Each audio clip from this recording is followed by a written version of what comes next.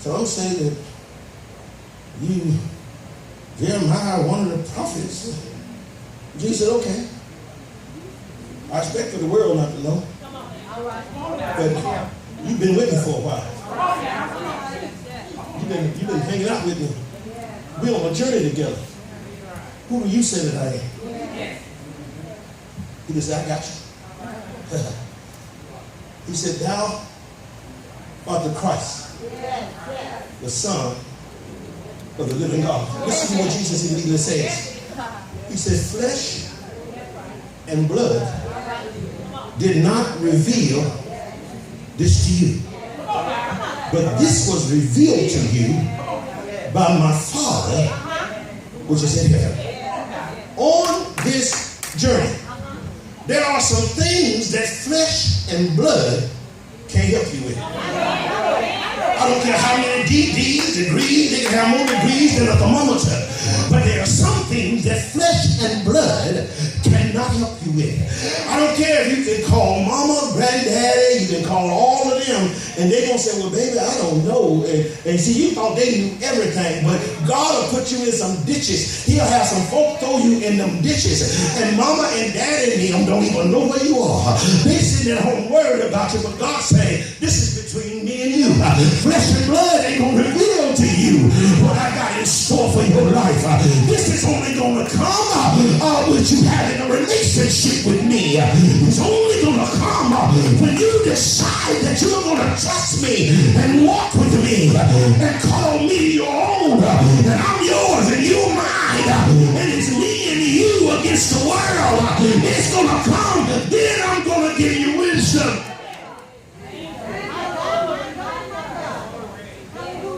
Flesh and blood didn't reveal it.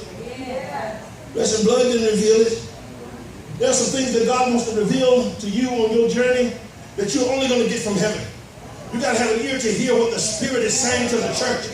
Because otherwise you'll hear the drum beats coming from over this hill and the drum beats coming from over that hill. And they'll say it's a prophet over here and a prophet over there. And you'll run over here and run over there. Baby, go in your bedroom. Go in your closet. Shut your door. Pick up your Bible. Begin to read. And acquaint yourself with the Word of God so that God can reveal some things to you in the Spirit.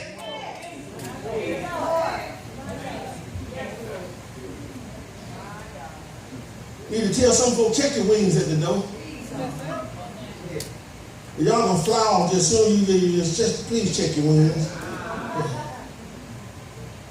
He said, if you like wisdom, let him ask of God. Ask of who? God. You can hear a sermon and you'll get the revelation of it. Maybe not as soon as it adorns my lips, but you may be at home and you're praying, God, give me what the pastor meant when he said this. You only heard one thing because your ears were tuned. And God gave me what I feel like that was for me, but over my understanding. God, I was reading your word. I don't know what this means. I saw when you did this for him, and God, I have a similar situation in my life. God, how are you going to do this in my life? The Bible says he give it to all men. Liberally. I mean, he'll paint you all over. He will give it to you freely. God is free-hearted. He ain't like you with your stingy stuff. Y'all do know what stingy is, though. These are country words. You may have to pick up the Madison Park Dictionary in order to understand what some of the words I use mean. But that's where I grew up, so that's the language I speak. You're stingy. He said this. He says, I will give liberally and unwaileth not. I'm not going to keep it from you. I'm not going to withhold it. I'm not going to put restraints on it. But you need to ask it of me. Ask it of me. See, we at the point to where we want to be like that 2-year-old. That 2-year-old, if I'm eating a cookie and the 2-year-old show up, I'm going to just break his arm off. Give him the cookie and hope he'll run around back to his mom and his dad. You understand? We just sweethearted like that with little babies and little children. My sister done spoiled all of mine here. They run to her. I feel like they love her, but they love me. But you know why? Because she hands out that candy every Sunday. And they get used to getting that. Some of y'all want to go to God and, God, give me that candy. Give me that candy, God. And when you were young, that's how he did it. But now you're like, God done got nothing in it with the candy. Because he's not going to keep you or grow you on candy. He wants you to come to the buffet and you can't find your favorite dish. You don't see nothing but vegetables and all those things that are going to be nutritious to you and cause you to become stronger, cause you to become wiser. But I was looking for the peach cobbler. It ain't on the menu. Pound cake is off the menu. He wants to put you on something that is going to grow you because your journey is going to require you to have strength. Do you hear me? Lord have mercy. I'm going to have to skip some of this. Y'all will just have to pray and say, God, reveal to me what was in the pastor's notes. Go to Jeremiah.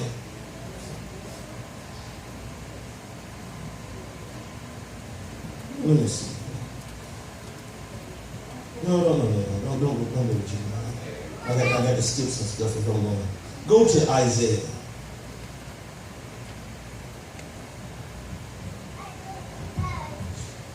Chapter 55 and verse 6.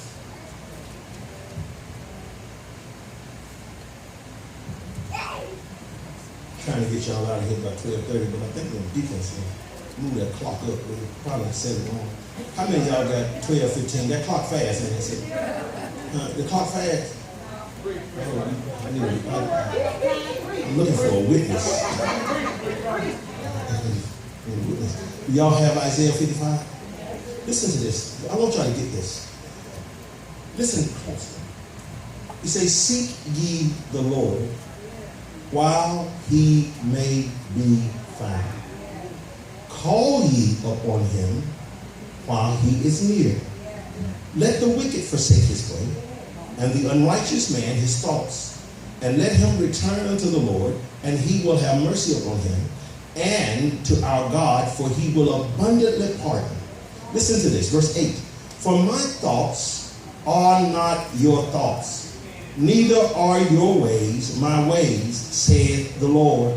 For as the heavens are higher, I don't know where I got servant, as the heavens are higher than the earth, so are my ways higher than your ways, and my thoughts are not, my thoughts then, and my thoughts then your thoughts. Okay. Y'all got it. But let me tell you this.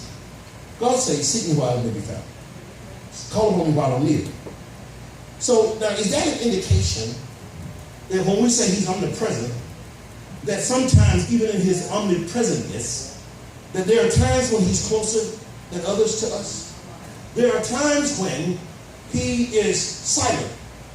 And if a person is silent, have you ever been on the phone talking to someone and they get quiet and you're talking and you talk for so long and then you ask them, you still there?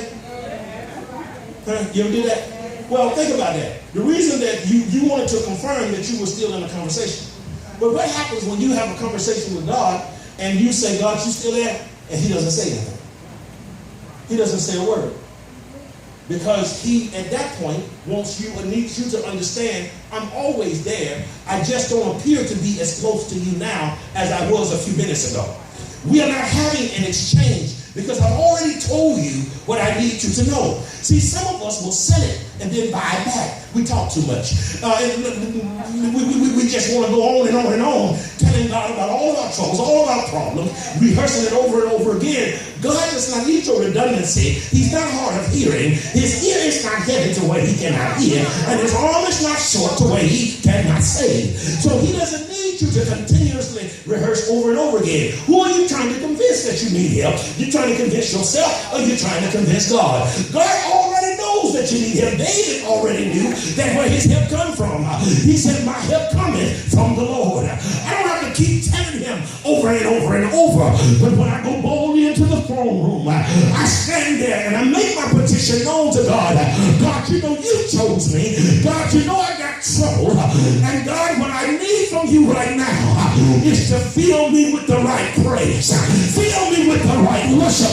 Because I'm going to stand in the face of my enemy and show him that even though he may have stuck a knife in my neck, he didn't cut my mouth off. I'm still going to give God the praise.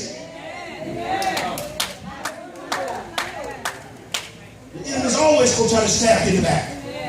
But God said, my thoughts ain't your thoughts. God said, my ways ain't your ways. I know what you want me to do. You want me to rush in and kill your enemy. God said, no. I'm going to keep letting him stick you. I'm going to keep letting him stick you because he know the direction that he's prodding you in is getting you in the direction that I wanted you to go. I'm using your enemy to further my cause in your life.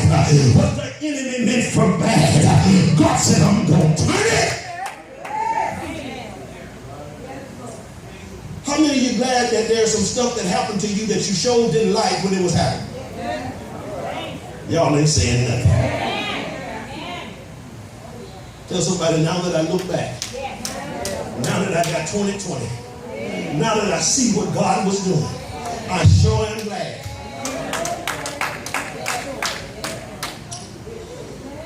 Listen to this. Verse 11. He says, so shall my word be that goeth forth out of my mouth. It shall not return unto me void, but it shall accomplish that which I please. Which you please? Huh? Talk back to me now. But don't we always want to be pleased?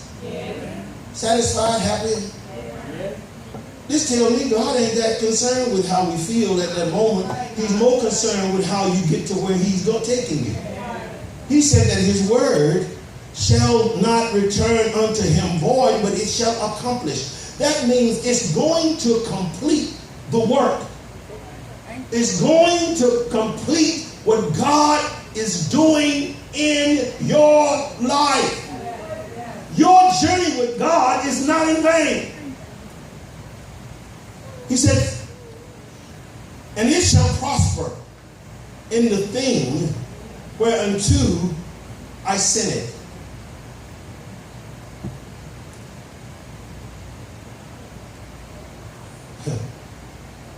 Did he say thing? Do you think God would call you a thing? No, they said nothing. The things become situations, circumstances, things that don't make you feel good. But God says, I'm going to make that thing. All you got to do is read your Bible. All things work. Now you got it, don't you? All things work. God says that it shall prosper in that thing to where I have sent it. God put some things in motion for you that you don't even know have been set in motion for you, because the thing ain't talking. The thing is just working. See, there are so many folk that have told you that they were going to do something for you, but they was just talking. But then you'll walk into some stuff, and when you look around, you'll say, how did that happen? God said, because the thing was a door, and I put an opening on the door that caused it to open. Other folk walked up to it, rung the doorbell, knocked, and the door didn't open because I didn't have their name on the thing. But when you walked up to the door flung wide open. I thought they said they weren't hiring. They weren't hiring you because that thing that God had prepared for me was prepared for me. God will open things for you.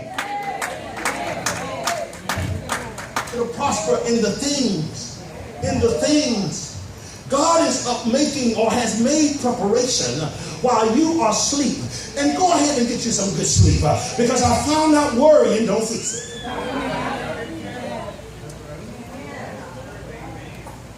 Some of you just worry. Toss and turn. Now you're tired and worried. Then the worry will affect your health. Now you're sick, tired, and worried. Don't you see the progression of how when you get in the way? Ask God for some wisdom. God, give me the wisdom how to manage this situation on my journey. Give me the wisdom how to manage it. I told y'all a story about when we were confronted on this journey with the sprinkler system. I've learned how to process stuff. Still get frustrated, still get stressed. But my process is a little bit different. when they told us that we were going to need $150,000 and $60,000 that we did not have, I kind of left the building. I went home. I laid across my bed. And I'm thinking, don't feel defeated. Don't feel discouraged. Frustrated. Wondering, I done bought 2 lifts before we bought the building. I'm standing on the wall.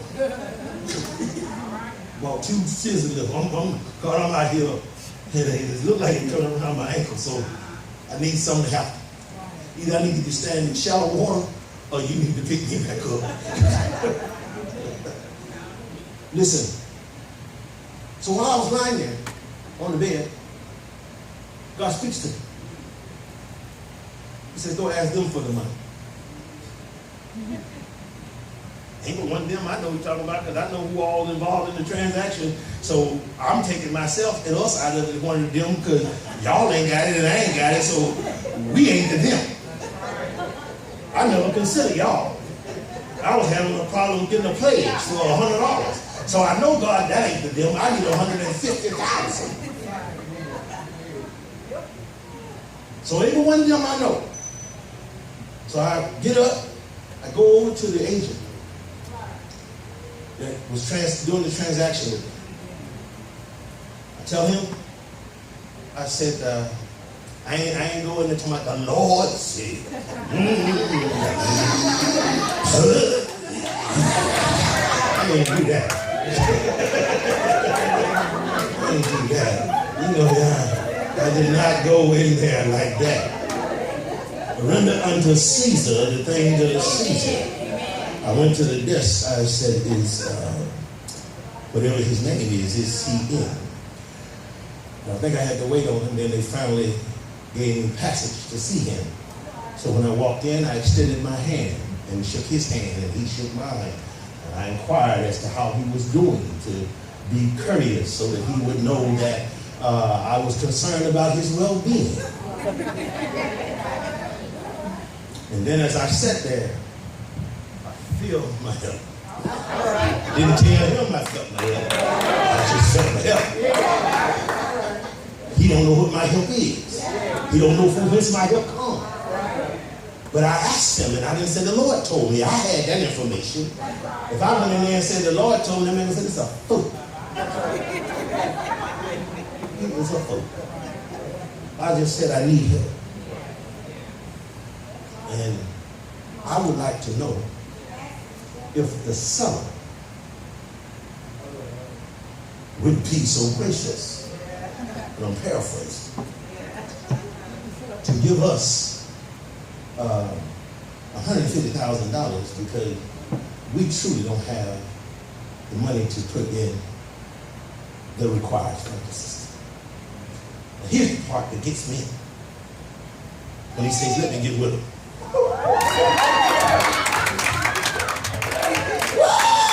And I didn't do that in his office.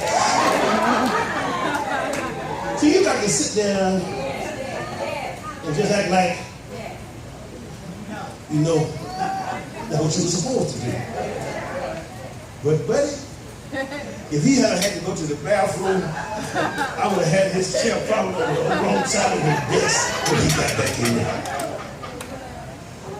So he said, let me get with him. What I never told y'all, and I guess I'll tell you now. When we first thought that this sprinkler system, I thought it was going to be $50,000. And it came back 3 times as much. But how many of y'all know God works into it? But anyhow, let me get back to the story. This is part of the journey that I've been on. A few days, he calls me back. He says, Jose, he said, I spoke with my client. He said, they will not give you $150,000 for the sprinkler system. Okay. But they will give you $100,000. All right. Let let me tell y'all something. If I'm in New York, and if y'all can get me from New York to Georgia, and I live in Alabama, I'll walk the rest of the way. You feel what I'm saying? If I'm standing in New York, and you give me a ride to Georgia, maybe I'm walking the rest of the way to the house, because I know that God is on my side.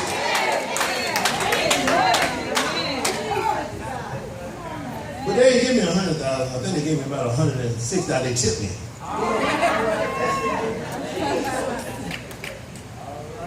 That sounds foolish, don't it? But didn't God say that I will speak to a thing? Spoke to a whole banking institution. This ain't the norm. How many of you gonna sell your house and then the buyer come back and say, oh, you wanted 100,000 for your house, but I'm 25,000 short, Mr. Seller.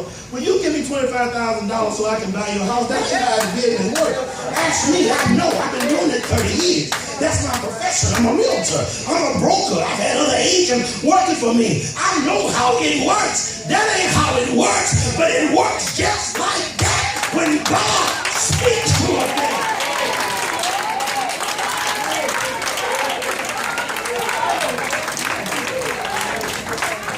When he speaks to a thing, when he speaks to a thing, he said it shall accomplish that he has sent it to do.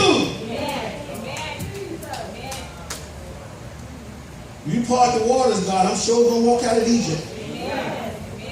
And if I know if you get me into the wilderness, you got a way to get me into the promised land. And God has done just that.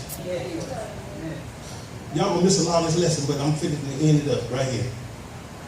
If you look back at Genesis chapter 50, this is where Joseph now has encountered his brothers.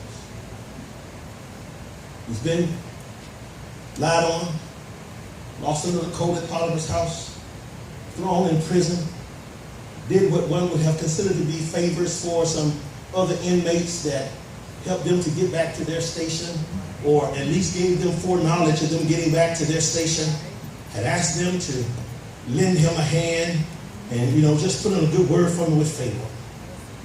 But then the scripture said that sometimes flesh and blood can't reveal, especially there's sometimes the arm of flesh is not going to help. Even though his gift worked, he proved that he's still anointed because he's still operating in the translation of dreams. But God does not want your gift to become your God. On your journey, God wants he wants you to know what your gifting is. He wants you to know how you are chosen, but never allow your gift to become your God. Your ability to sing is not your God. Your ability to preach is not your God. Your ability to do whatever you do for the kingdom is not your God. Do you understand that? But here is Joseph now. And we're getting out of here. His brothers, you've God allows a famine to come in the land. Joseph has gone and interpreted the dream for Pharaoh that he had, told him about the 7 fat cows and the 7 skinny cows, and he was ready to just say, okay, I've done what I need to do, but what you need to do, if you're a wise man, you get somebody that can overlook this project because it's going to get rough, and he's getting ready to walk out the room, and God speaks to a thing. Say, who better than to put in that position than you? And this, matter of fact, it ain't even a position. We got to create a position. God will create a position.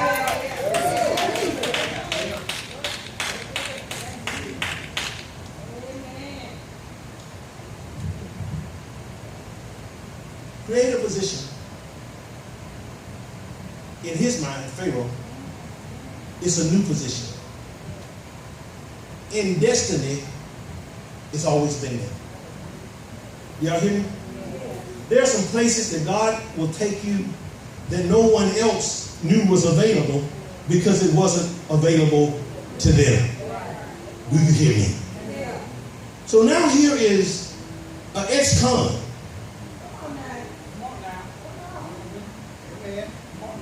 So that means that we can't go on his record.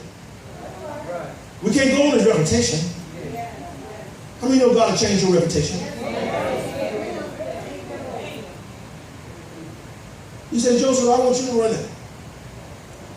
Because I had all these other folks running here telling me all these lies about what they think it is. They didn't know what they were talking about. They just trying to keep their job. All them soothsayers and all the folk prophesying and all of that going on. They was trying to keep their job. He said, but it bears witness with me, what you said, because it makes sense now. Come on now. You understand what I'm saying? I know what them skinny cows meant when they ate up them fat cows. They ate up all them good years we was having. If we wasn't careful and we didn't have the wisdom that God had now given liberally, if he didn't give you that wisdom to share with me, we would be in trouble. But God was going to save Egypt to save his people. See, that's why y'all talk, I don't do this and I don't do this. You better go to that family reunion.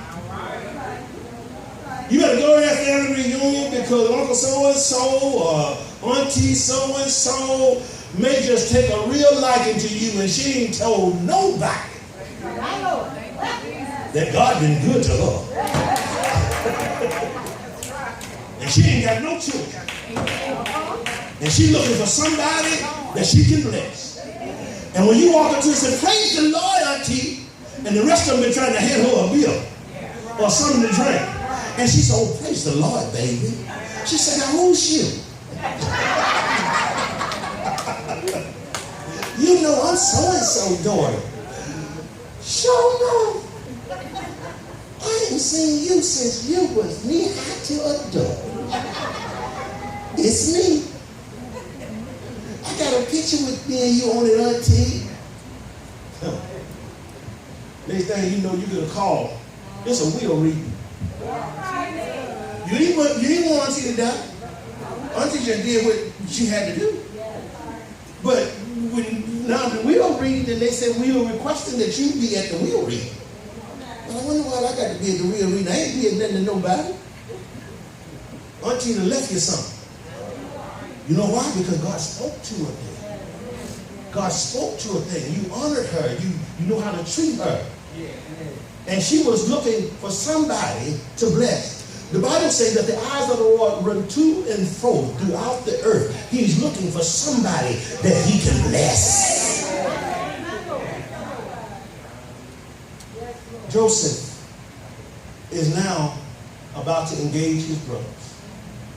He taunts them at first. He taunts them, takes stuff from them, give them, trying to make them resemble or give a resemblance to the feeling how they made him feel. That's just his flesh. You know how y'all want to get back at somebody, then your compassion kick in, and where you were going to shoot them, and now you just poking them with the pin, and you got, I was going to shoot you, but now I just can't shoot you. My heart and changed. Y'all know how it is. Y'all got them folks y'all been mad with, and you spoke before God and all the angels that if you ever saw them again, you're going to give them a piece of your mind. And then you see them, and then something come over you, and then you mad with you because I can't give them a piece of my mind. God, how you changed me like this? I used to be one of them cuss them out, and I can't even find a bad word. Won't God do it? Won't he change you? Oh, hallelujah. Won't he change you? Because he floods your spirit and he floods you with all of the goodness that he's done to you and all of the mercy that he shed on you when you could have been dead and you ain't dead. When he could have let you fall and he didn't let you fall. When you fell, he picked you up. And now all of his goodness. The Bible said that the goodness of God leadeth to repentance. So now you repented of what you was going to do, and now here's what you do. When Joseph finished toying with them, now he reveals himself. I'm your brother. I'm your brother. Can you imagine the pain that his daddy had to go through for Joseph to make his journey? He thought his baby boy was dead. All of these years, God caused Jacob to suffer for Joseph's journey. God will cause you to suffer for someone else's destiny. God ain't that concerned with how we feel all the time. What he's concerned about is the establishment of his kingdom in the earth. God was doing kingdom building.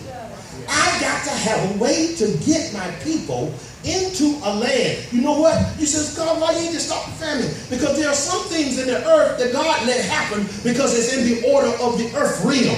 But God will always send something out of the heaven realm that will engage the earth realm, that will separate his people. He said, you are in the world, but you ain't of the world. He'll make a way out of no way for you. And Egypt will benefit from it in the process. Because wherever you go, God gives you the ability to be a blessing. I'm going to read this and then we're going. This brings us back to where we started. And his brothers also went and fell down before his face. Didn't he say that she's going to bow down to me? Look at the dream.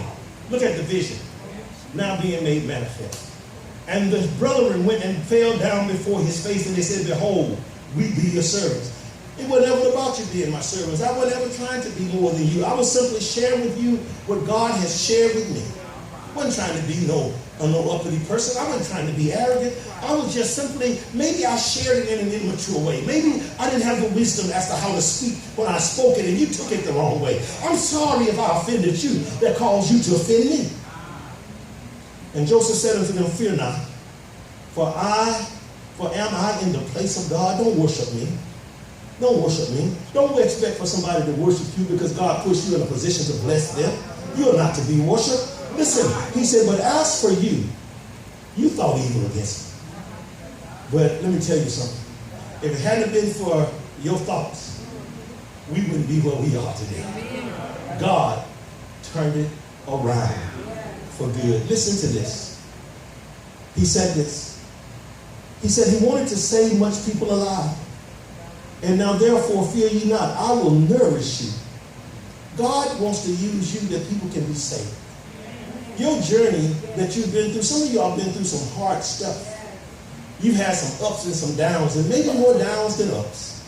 But guess what? When God brings you up, it's going to be so that you are going to be able to share what God has seeded into you.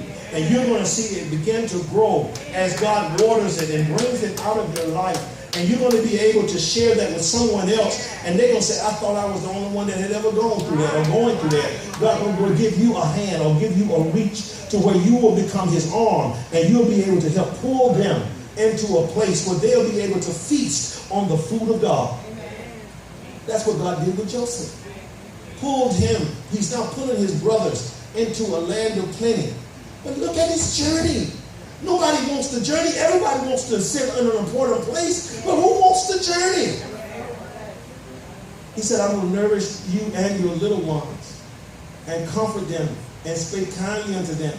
And Joseph dwelt in Egypt and his father's house. And Joseph lived 110 years. And Joseph saw Ephraim's children